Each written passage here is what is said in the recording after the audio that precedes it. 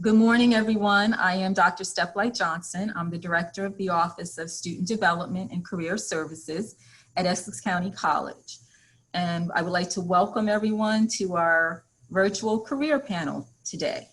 Joining me in facilitating this event is Ms. St. Jean, who is the Coordinator of Career Resources and Student Development Initiatives, and she will be helping to monitor the chat and let us know questions that are coming from the chat. With us today, we have three distinguished panelists who will share with you information about their careers, the career path they took, and how leadership has been a part of their journey. This information is to give you guidance and tips for steps you might want to take as a student at Essex County College as you prepare for your career. Please post your questions in the chat and we will direct them to our panelists. Here today, we have Mr. Darryl Scipio, who is an attorney at Scipio Law, LLC, and who is also an adjunct professor in our humanities department. Welcome, Mr. Scipio.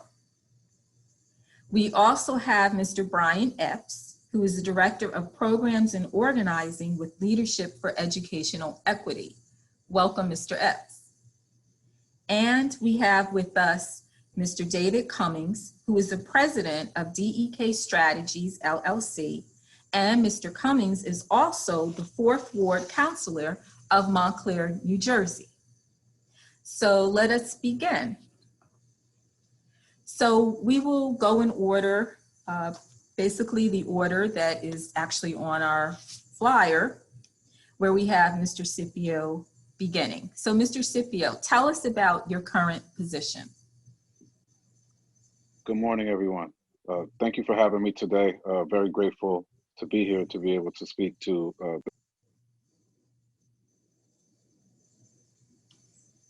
Mr. Scipio got muted. For a few years now. Okay, you're fine now. Yeah, okay, great, thank you. I think somebody was trying to call me. Oh, okay. So I started my own law practice this year, 2020. And I've been practicing as a solo pretty much, for the past 3 or 4 years. And you don't have to have a business to practice as a solo, but I decided to do it this year because it just makes a lot of sense, business-wise, tax-wise, and I started my law practice to help the clients that come to me, in the best way possible, and also to create an ownership stream for myself and for my family. I believe that business ownership is very essential for young people today. And that business can be anything, but I think that you should own a business if you look like me. Thank you, Mr. Scipio. And I agree that it's very important that we not only talk about careers, but that our students do think about how do they take what they're learning and maybe what they experience in their careers to create their own businesses. So that's very important. It's not just about having a career where you work for someone else, but how do you take your experiences and use them to develop your own business? So thank you for raising that point. So the same question for you, Mr. Epps. Can you tell us about your current position, please? Thank you. Just echoing Brother Scipio's point, just happy to be here, happy to be speaking with you all. Thank you for the invitation, Dr. Steplight. Right now, my title is Director of Programs and Organizing for an organization called Leadership for Educational Equity. We're a national organization, national nonprofit, and we work with folks who have been teachers or educators in the educational field to make sure that they are, after the classroom or after they're done teaching, become active in public life. So that means either running for political office, working in policy positions, or organizing. And I work across all of our pathways to make sure folks get elected, make sure folks work in public, different city administrations and different think tanks across New Jersey, and also our organizing across educational issues. So in short, I guess you could call me a coach to folks who want to be active and civically engaged. Okay, thank you. Mr. Cummings, tell us about your current position, and you actually wear two hats, so feel free to tell us about both. Well, I'll focus on the main thing, which is my company. And I'll say similar to Mr. Scipio's, there's a thing where my career, I was a sports writer for 25 years and in the communications industry. And my last job at ESPN, they had a downsizing and I was let go. So I utilized my connections in journalism and communications to basically create my own communication strategy job. And so I have a couple of clients in the sports industry, I have a couple of clients in the municipality area, and it's really just turning my previous, history and background into something that I could do on my own. And so it turned into an entrepreneurial effort, but also one that was fairly timely. And then as you mentioned, in that process, I also had enough time to run for council in my hometown, which is a totally different, experience, but one in which I think my background in communications has helped me in terms of following policy and things like that. So it was really connecting two things together and being able to do something for my community. Okay, thank you, Mr. Cummings. And joining us is someone I had spoke to about our panel today. So I'm glad to see her here, Dr. Shivers. Am I pronouncing it right, Dr. Shivers? Yes, I apologize. I've been really busy. I'm Dr. Shivers. I hold two hats, just like pretty much everybody on the panel.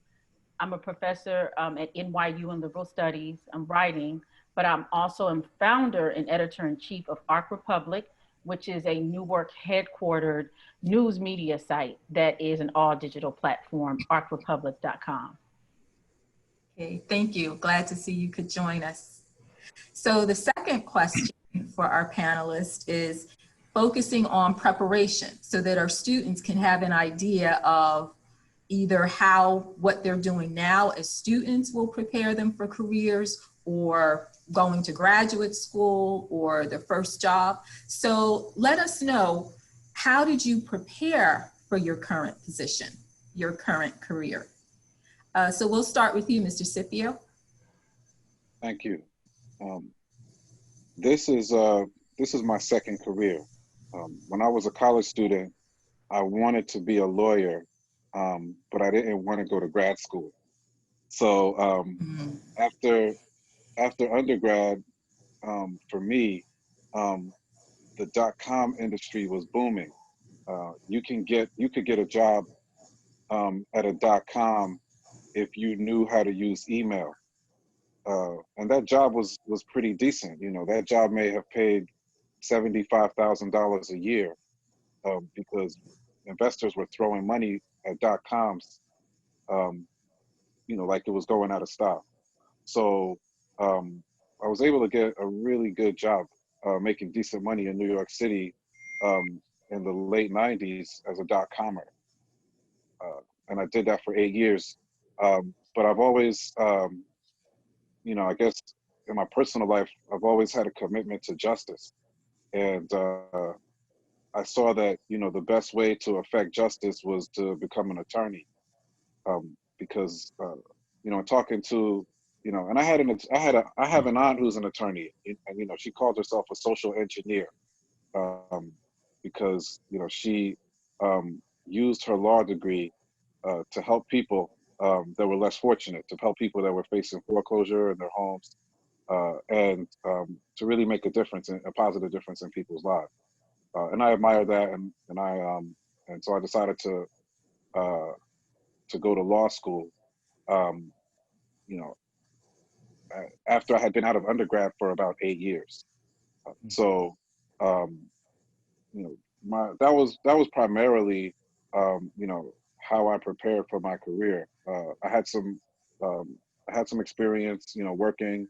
I had some experience as an entrepreneur, and then I went to law school.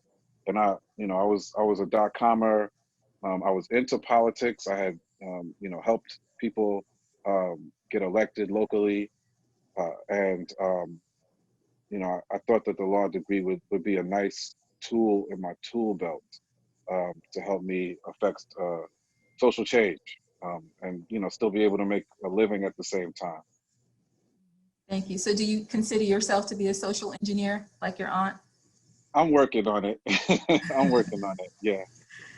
Okay, thank you. So Mr. Epps, how did you prepare for your current? I feel like this is a tough question for me because my route has definitely been messy, for lack of better words. I would say, just in short, that I guess similar to the other panelists, because of where we are as a society, there's been a lot of shifts. I was in college. I was an undergrad. I started in 2000. Of course, the next year was 2001 when 9/11 happened.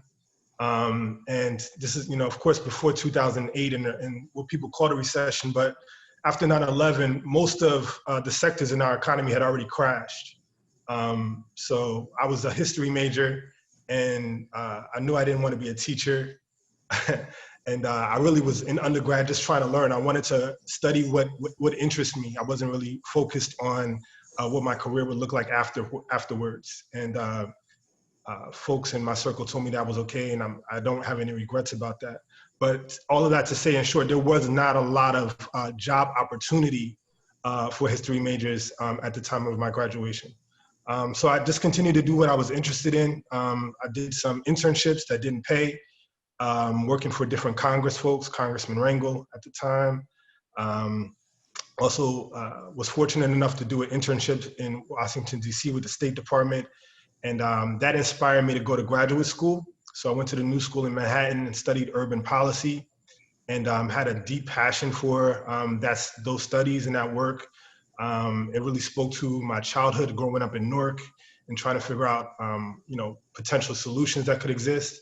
And that opened up a career for me in policy. So I started working for different mayors. I worked for Mayor Bloomberg in New York City, and came back to Newark for a short stint and worked for Cory Booker. Loved a lot about the work, but also didn't like being in the office all the time.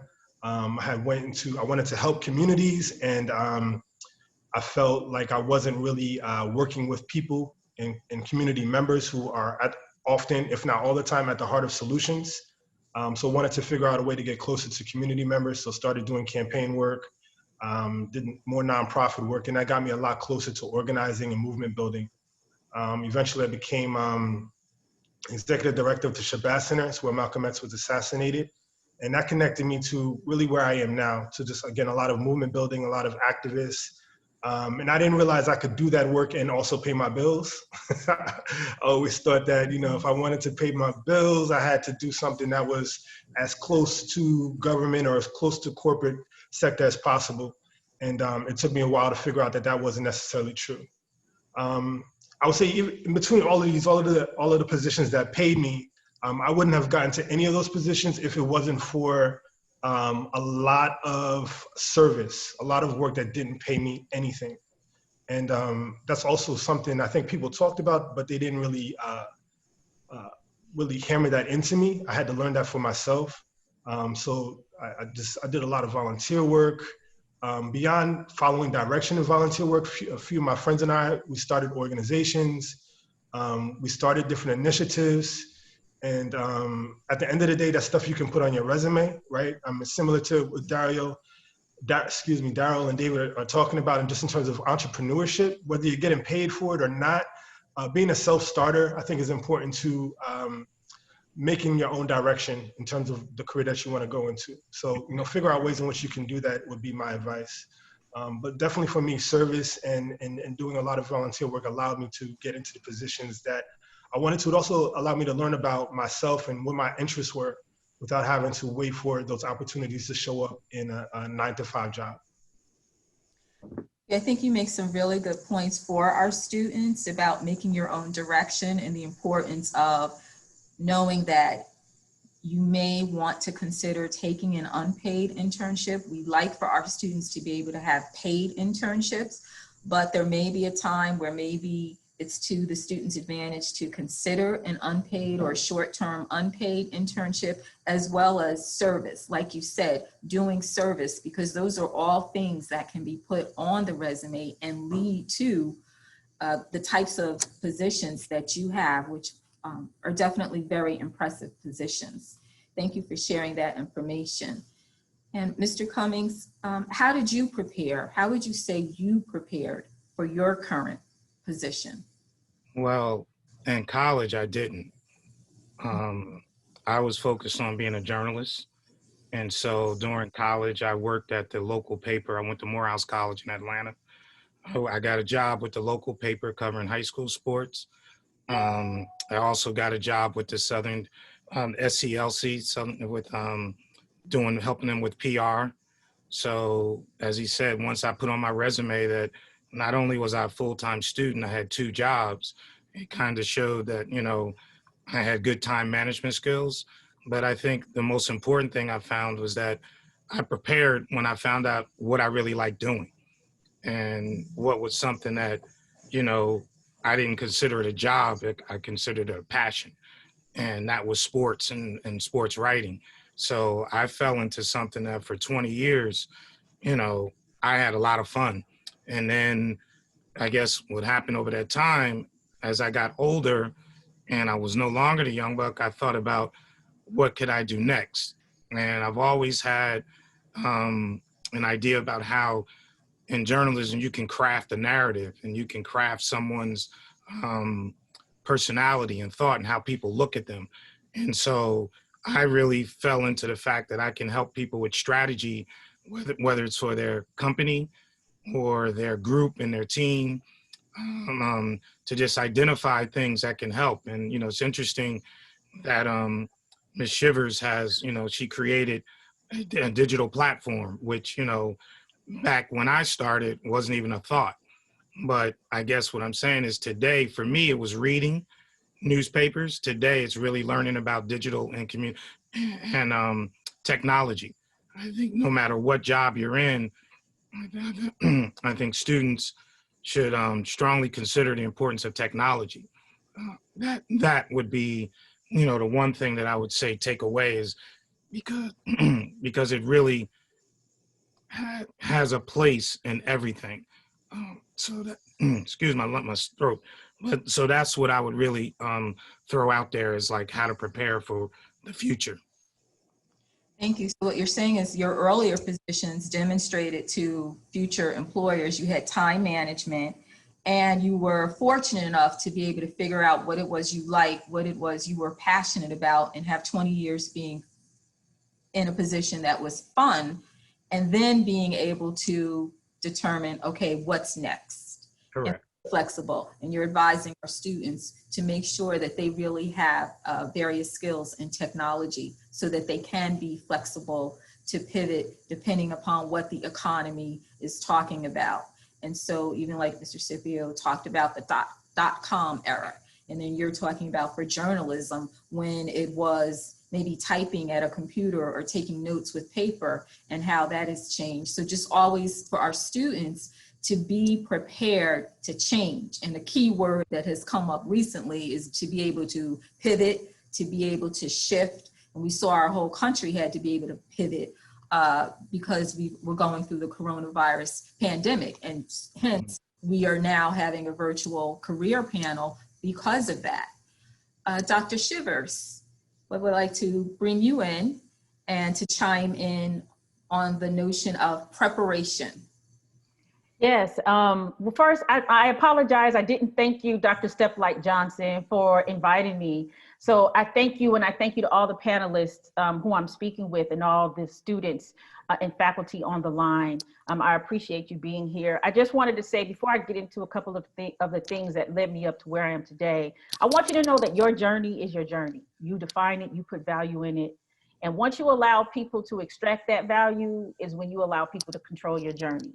And that's something that I've had to learn over and over and over again, because in the respective industries that I've been in, often as a Black woman, you know, there's a lot of stereotypes and challenges and roadblocks that I hit. I was a journalist, right? I'm from Los Angeles, so I'm from the left coast, and I went to Florida A&M University. Then I went to Clark Atlanta. Shout out to Professor Cummings, you know, the AU Center. So I went to these historically Black colleges. I was told that going to HBCUs is inferior. I heard all of these things, right? And then another thing, I thought my spirit animal was always the East Coast. I guess that's why I ended up in the New York area. But when I graduated from Florida A&M University, I could not get a job in the area, even though I had worked. I worked my last year of school in the state capitol in Tallahassee. And I was so honestly disgusted with politics because I loved politics. I was very active in high school and I wanted to pursue politics. I wanted to be a lawyer. And I was just so kind of just, you know, I got sexually harassed by the men. So when I finished, I moved back to LA. But while I was at FAMU, I was writing. And I thought that, you know, it was just something I loved to do. And I had volunteered for as many programs that allowed me to write. I started writing locally for the local newspapers. I went to school when Biggie came out, you know, so when Bad Boy came out. So I remember when Biggie came to FAMU, it was crazy. I was in student government and everything like that, right?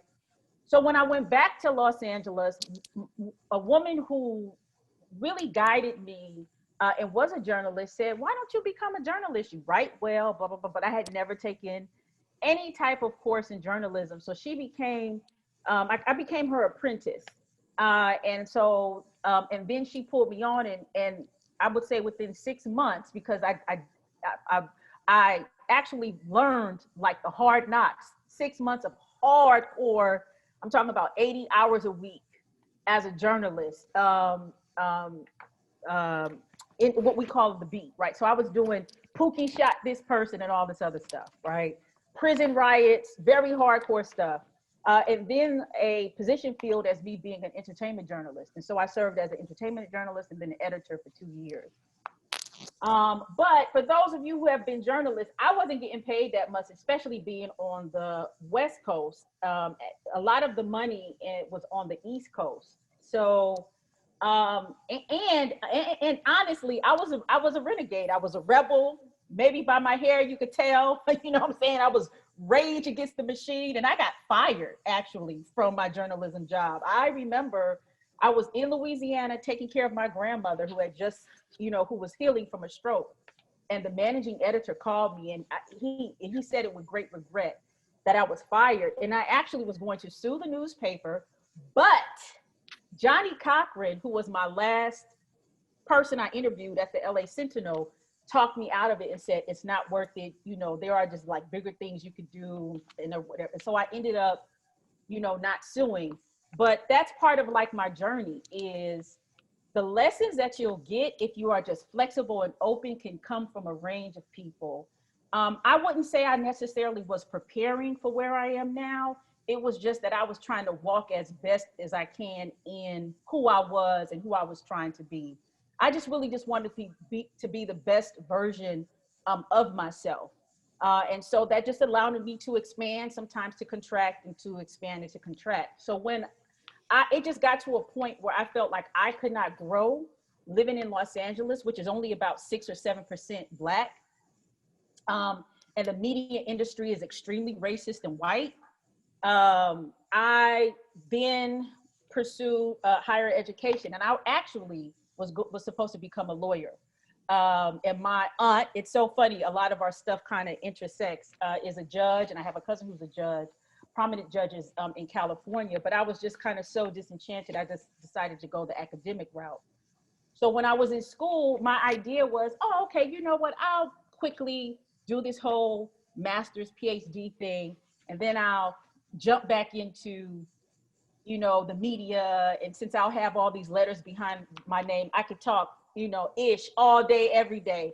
Well, 11 years later, I graduated when I was 40 and I had kind of aged out and I was kind of exhausted by the media. But like I said, well, let me do this professorship. And I actually wasn't going to go to NYU. I didn't want to go to NYU. I wanted to go someplace else, more down south. My family's from down south. I wanted something a little slower because I had been in Jersey for 12 years or 10 years at that time. And my cousin said, do this job at NYU because you love to write. So while there, I started Arc Republic.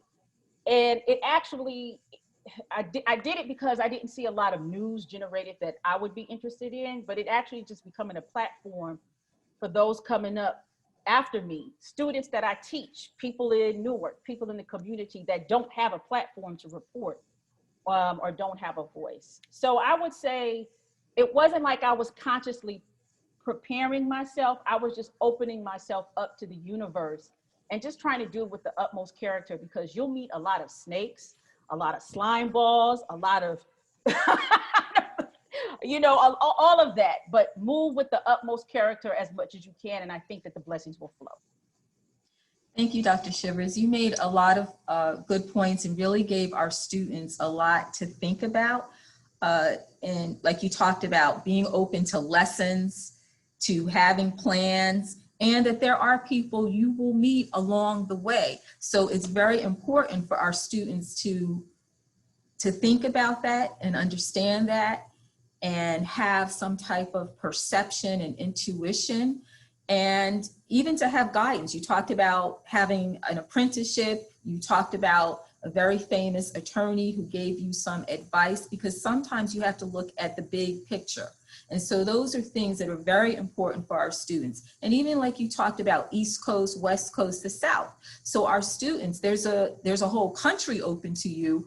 There's a whole world open up to you. So you can think about, where do you want to be? Where do you want to go to finish your undergraduate education after you finish at Essex? Where would you like to go for graduate school? It could be the West Coast. It could be in the South. It could be in HBCU. We are a PBI, which is a predominantly Black institution. However, you might want to go to a historically Black college and university, and you might want to go somewhere around the world, anywhere in the world. So these are all really good points that you raised for our students to think about. I want to just kind of maybe combine question 3 and 4 in terms of thinking about, and even 5, bringing in the notion of leadership. So I just want to combine it to say, can you think of or recall something about being a college student, being a freshman, being a sophomore, that had a significant impact upon you and the person you are today in terms of your career and being successful in your career? And you can incorporate leadership in there, or we can do a final round and talk about leadership. But think back to when you were a freshman, you were a sophomore.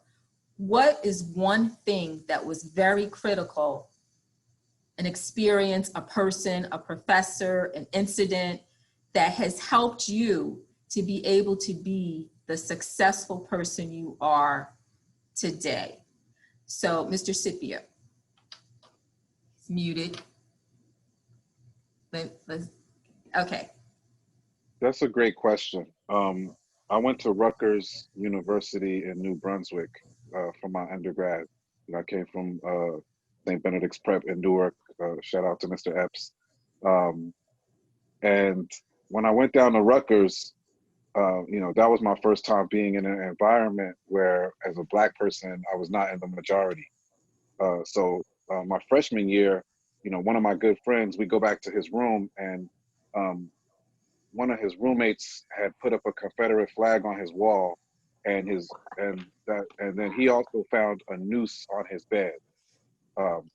So, you know, that was, you know, within the first 3 weeks of getting there. So we had to get him out. And then my sophomore year, that was my freshman year. Then my sophomore year, the president of the school, a guy by the name of Francis Lawrence, said that the reason why Black students don't do well on the SAT is because of their genetic hereditary background. And he said that in a meeting of the board of governors for the university. And when it came out, I became involved in student activism and it was sort of like the straw that broke the camel's back for me. And I became a part of a student movement where students at our school, we had about 25,000 students at the school. So there were a group of us that, didn't like what he said and decided to make our voices heard. So we took over a basketball game in which Rutgers was playing the University of Massachusetts, and they were the #1 team in the country at the time. Rutgers was not. They were never #1. UMass was the #1 team in the country, and the game was being broadcast live on ESPN. So we took over the game. We walked out onto the court at halftime. The game actually had to be canceled. So ESPN and the whole world had to explain, why the #1 team in the country had a game that was canceled at halftime. And that was because students took over that game, and they took that over because the president made comments that were racist and based on eugenics, based on the fact that Black people are less intelligent and it's not a fact at all. But this racist belief rather that Black people are not as intelligent because of genetics. When in fact Africans taught Europeans how to bathe, about science, about math, this was a worldview that was prevalent. And this guy was the president of a university making this statement. So that event, really helped me to crystallize who I wanted to be as a person. And it made me realize that, I wanted to be someone that helped to make it a better world for my people, for Black people. And I wanted to be a part of movements that did that.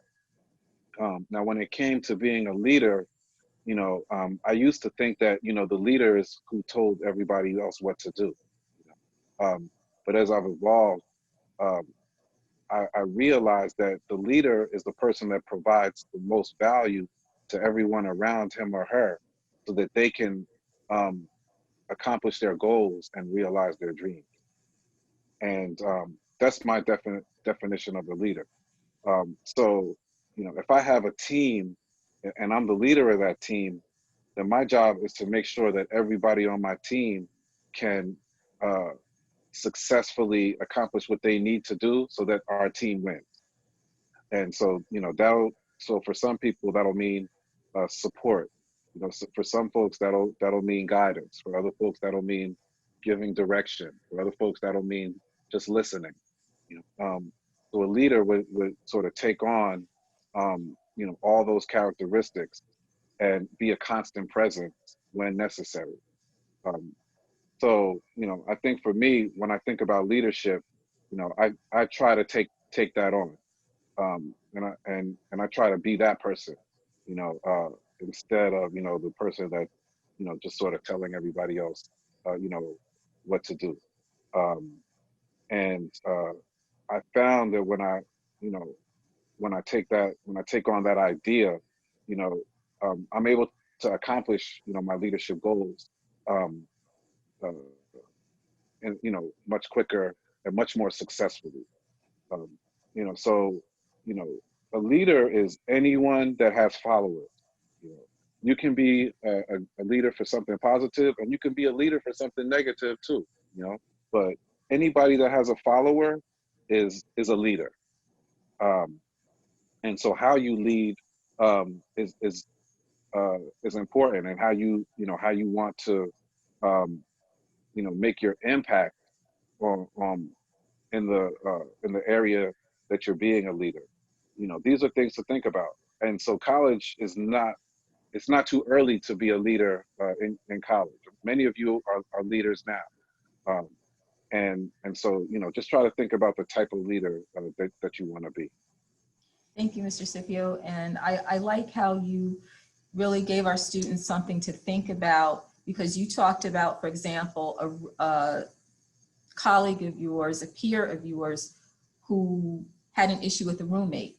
And so we don't have really dorms for our students other than some of our athletes. But it's something to think about for our students to start thinking about how are you going to handle when you transfer to your four-year school after you graduate from Essex and you are living on campus perhaps and you have a roommate. How do you handle that? Who can you call? So fortunately, your peer was able to call you and others to say, hey, I need to make a change here. Come help me. I don't have to stay here and deal with this situation. Help me to move my things into another dorm room so that I can stay focused and still pursue the goal of getting the college education, because you never want to allow anyone to stop you from your goal of getting a college education. And you also talked about having a movement, with how were people going to respond to these notions and thoughts and stereotypes of the president. So going from being able to call one person or two or three to come help you move out of a dorm room, or being able to unite with thousands of students to be able to say we need to take a stance. So those are really two important points for our students to think about, that you have options. You always have options, and you always have people who can help you and who can support you along your path. So thank you for that. Mr. Epps, can you think about something that happened when you were a freshman or a sophomore that was very important and critical in your development? Yeah, thanks. I can think of a few pivotal moments throughout my career, definitely a few in undergrad. One of them being that I also went to Benedict's and went to Rutgers, like Darryl, and I have a mom who's an academic, as Dr. Steplight knows, and homework and studies were always really important to me. But it was also very easy for me. I didn't have to put in a lot of work before undergrad, so I could really just show up to class in high school, not having done homework and not having studied, and still get an A on an exam. And when I got to undergrad, it wasn't that way. And I found myself like even just putting in the same amount of effort, doing all the work and reading all the books, and then just not in the practice of being a real student, not like showing up in the way that I should have. And I was not doing well. I was getting D's, F's. I had to withdraw from a semester. And I had a counselor, a college counselor, and she basically was telling me, Bryan, like, listen, if it doesn't seem like you really want to be here. So why don't you just drop out and go get a job? And I looked at her like, what? You can't be talking to me. Like, I'm here, I'm about to I'm going to graduate. I don't care, So I feel like and this is probably still true for me, like the easiest way to motivate me is to tell me I can't do something or tell me I shouldn't be doing something. And so that was a wake-up call, like, okay, this is my option. Either I'm going to have to switch up the way I'm performing, or I'm going to have to leave, right? And I don't want to have that conversation with my family. I don't even want to have that conversation with myself. I'm enjoying this experience, and I want to be the best I can be at it. And that really just changed my trajectory in undergrad.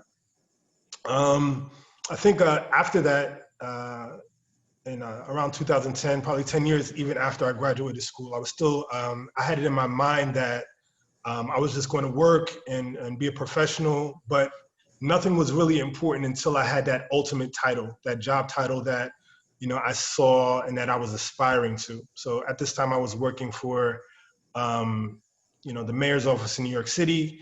And I was like, I can take, I'm really going to be a leader when I become a deputy mayor, right? Like my job as an analyst is not that important. It's important on my way. It's a stepping stone to where I want to go, but it's not where I want to be. So I don't really have to show up in a way. And I did this fellowship, and it was all about the folks who were facilitating were therapists, and they were also, very senior in their career. They had done a lot.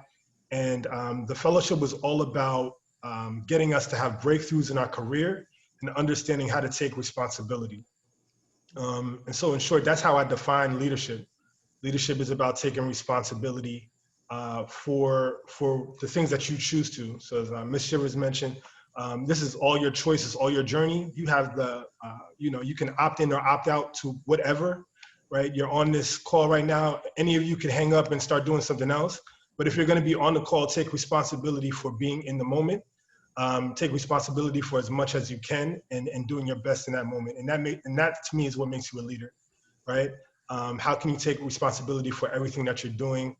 I've seen folks who are, have had the responsibility for cleaning a building, and then they go and invent a new product and go and make millions. And I've seen folks who have, had the biggest titles in the world fall, and they're not doing too well right now because they didn't really take responsibility for the moment that they had. So to me, that's really the definition. Not waiting till you get to, a title or a salary, or waiting till that next moment. Take responsibility for where you are now. And if you can't do that, then just opt out, right? Choose to do something else. Choose to do something that you can take responsibility for. And I think you'll have a really great journey. Thank you for that insight about a breakthrough, recognizing a breakthrough, knowing that you'll have a breakthrough, that no matter what, if you're having a difficult time, you are going to have a breakthrough. So don't allow that or anyone to tell you that you cannot complete your education. You have to figure out what you take responsibility for, how you're different, and know that you're going to have a breakthrough and you will be able to have a successful career and be a leader who takes responsibility. I just wanted to go to the chat, and I'll direct these questions to Mr. Cummings and Dr. Shivers. So one of the questions in the chat is,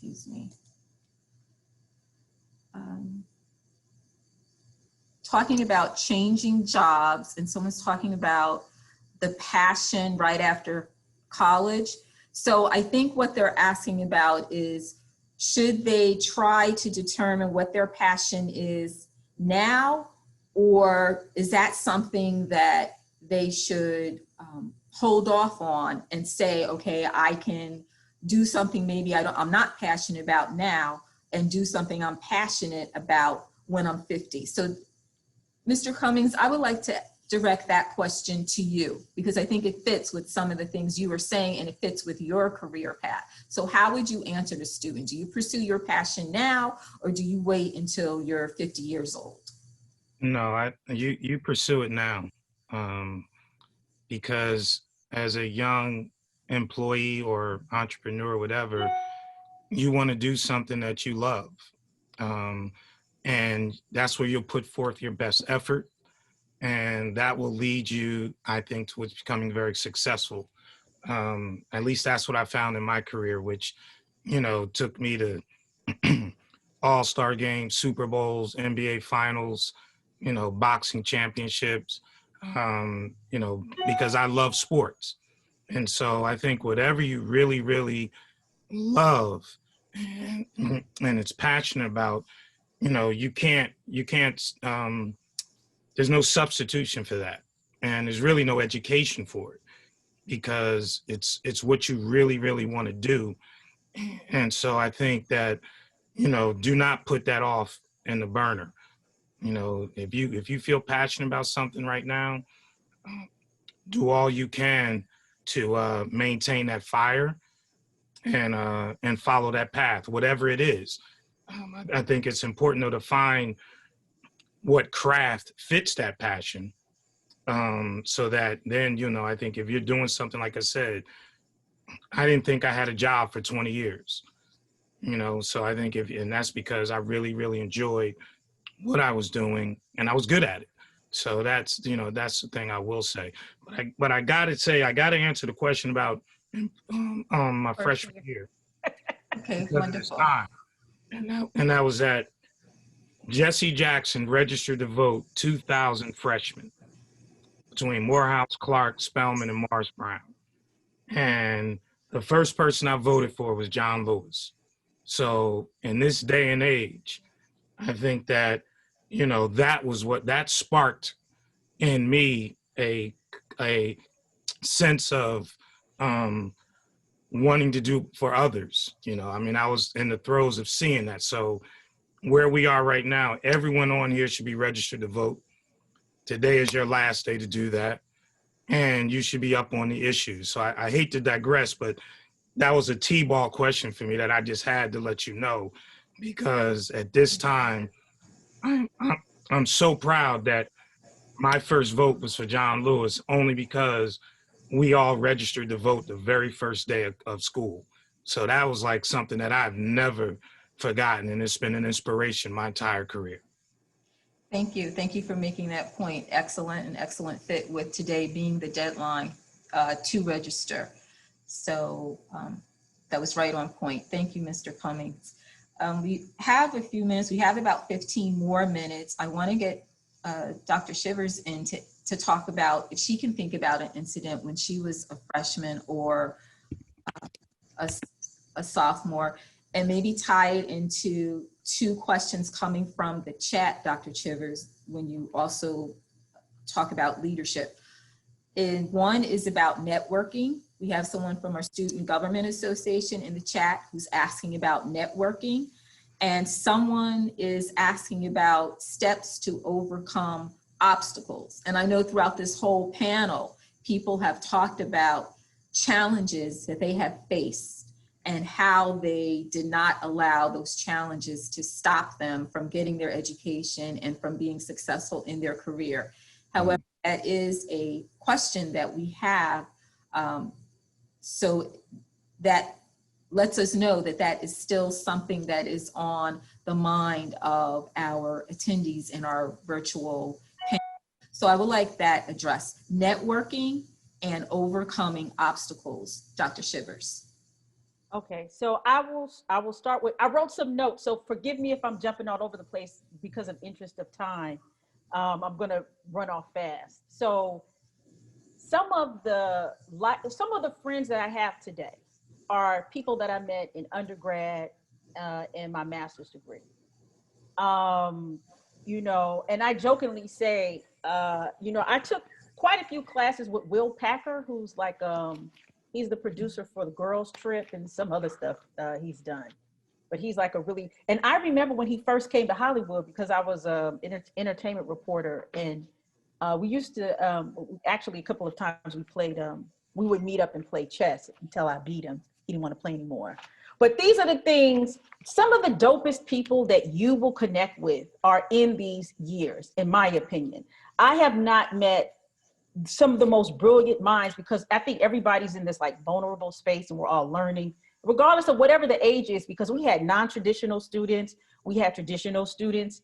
As a matter of fact, Benjamin Crump went to FAMU. He was a non-traditional student at FAMU. You know, the attorney, Benjamin Crump, that everybody goes to in terms of police killings.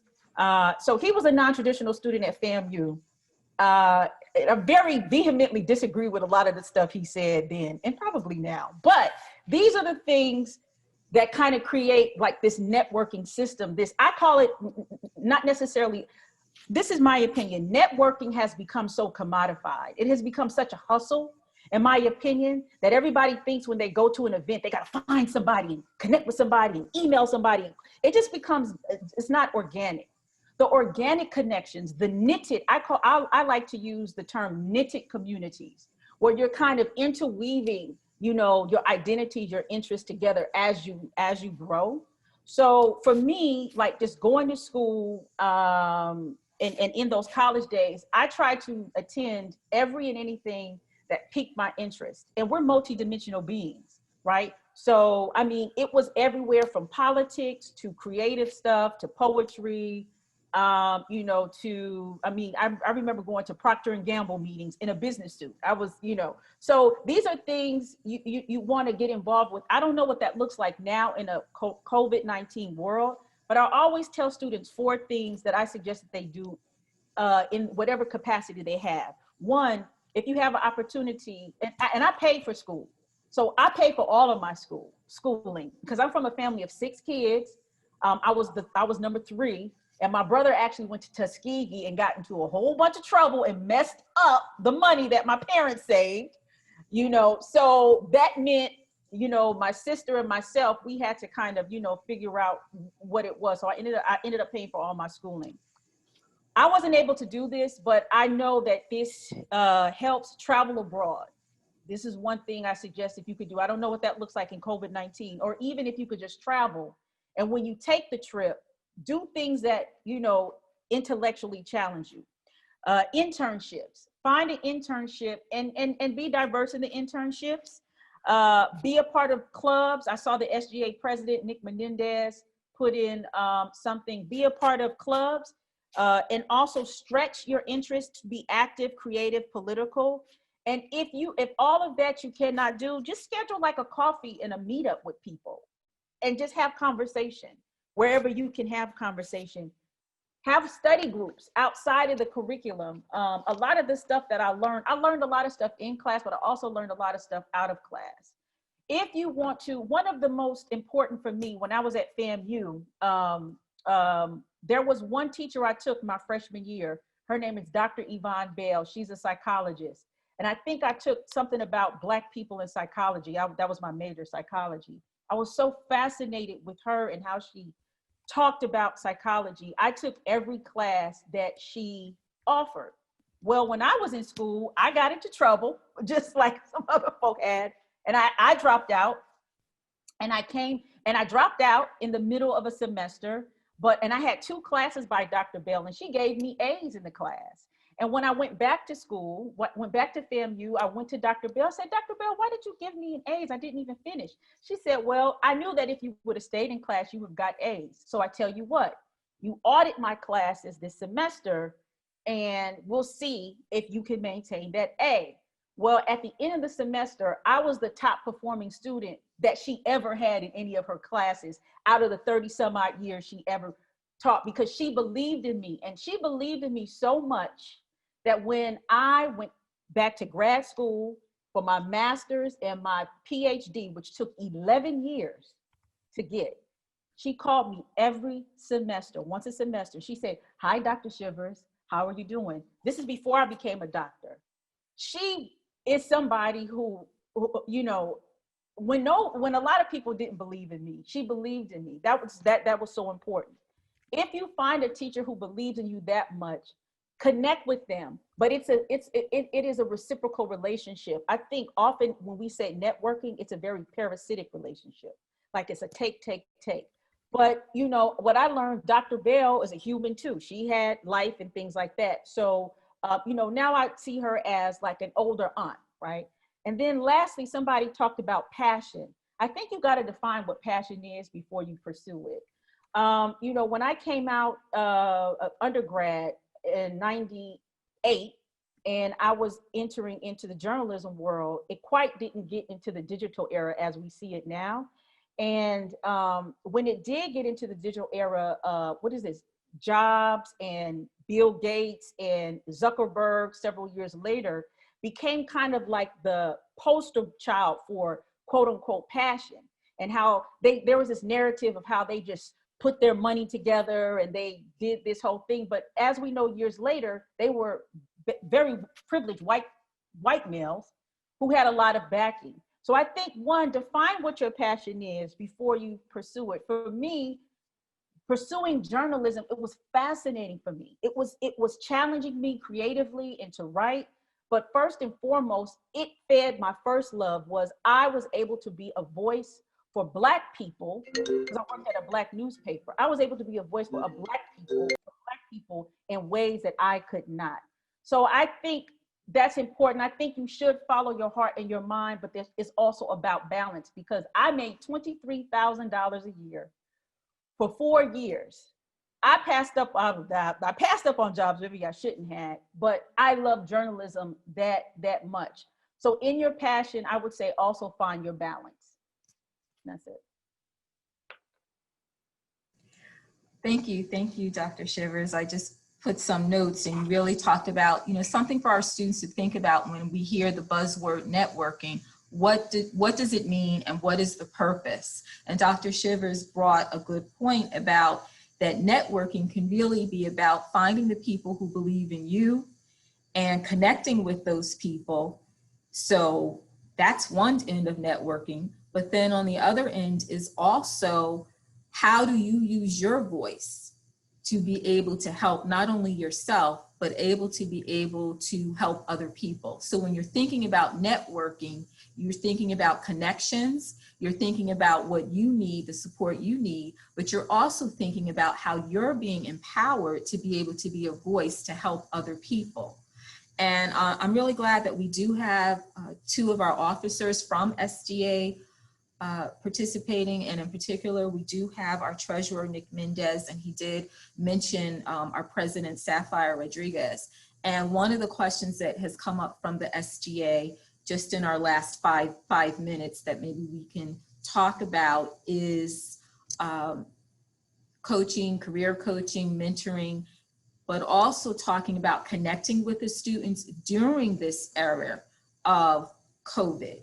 So how have you all found that you've been able to still connect with people during this era of COVID, either to get the support that you need and also to be able to support others as a social engineer, an attorney, a counselor for Montclair? How are you able to get the support you need and also provide the support you need in this era of the COVID-19 coronavirus pandemic, where we have to social distance, we cannot necessarily gather in the way that we used to? So that's open to whoever would like to respond to that.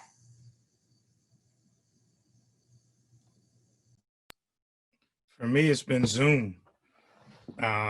Just constant Zoom calls.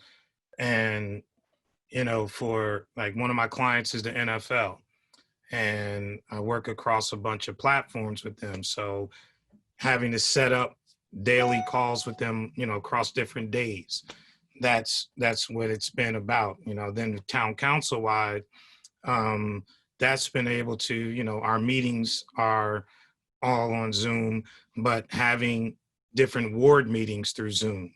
So Zoom has been my like platform to reach people, to adhere to any social justice. And then to get stuff out is Facebook, you know, Facebook and Instagram. That's when anything that I have coming up, you know, I share it over those platforms. So that's kind of like been the things that I've used for government and also for personal.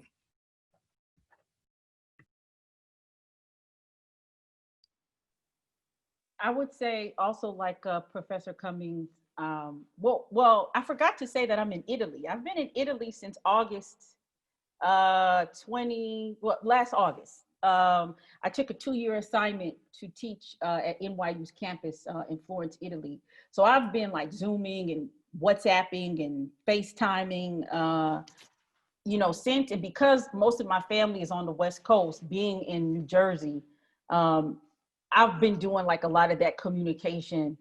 Here, I would say, because Italy, it has much more space to move around in COVID-19, even though they're starting to shut down things. I'm still a little out of sorts because language is a challenge for me, because you know, my Italian is horrible right now.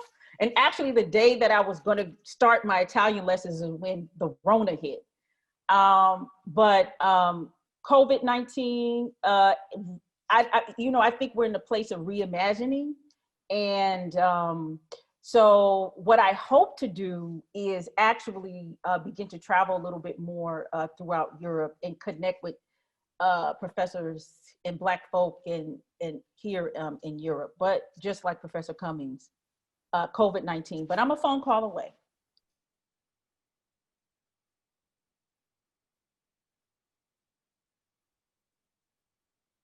Ms. Johnston, if you're speaking to us, you're muted.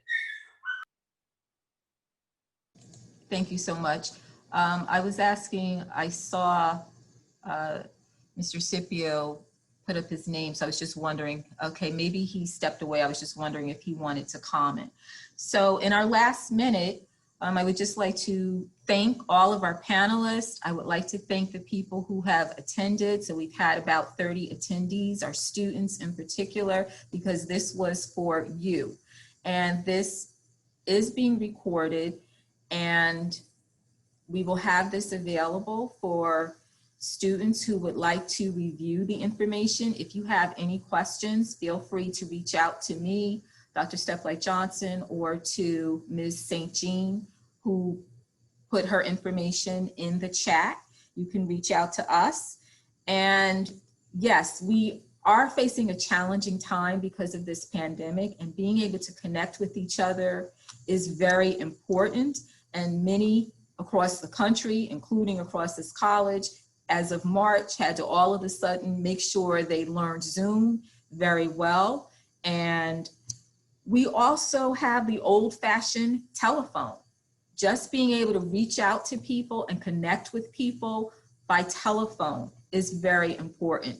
Just email, we still have that capability, and in person. So here at the college, we have a brand new welcome center. Students are free to come into the welcome center for any assistance that they would like to receive in person. So we do take our precautions in terms of wearing our face masks, in terms of sanitizing, in terms of social distancing. However, we are here. The college personnel are here to serve the students, and it starts with our welcome center at the main entrance on the second level.